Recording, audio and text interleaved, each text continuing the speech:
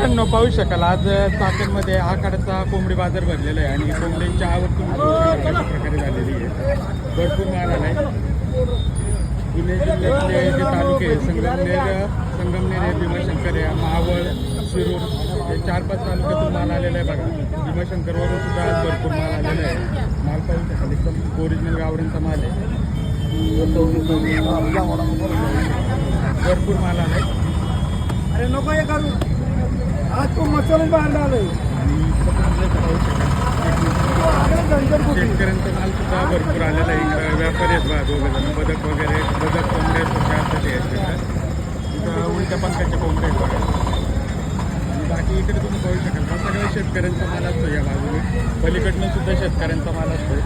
आणि जसं कोंबडे विक्रीसाठी येतात त्याचबरोबर अंडी सुद्धा विक्रीसाठी असतात.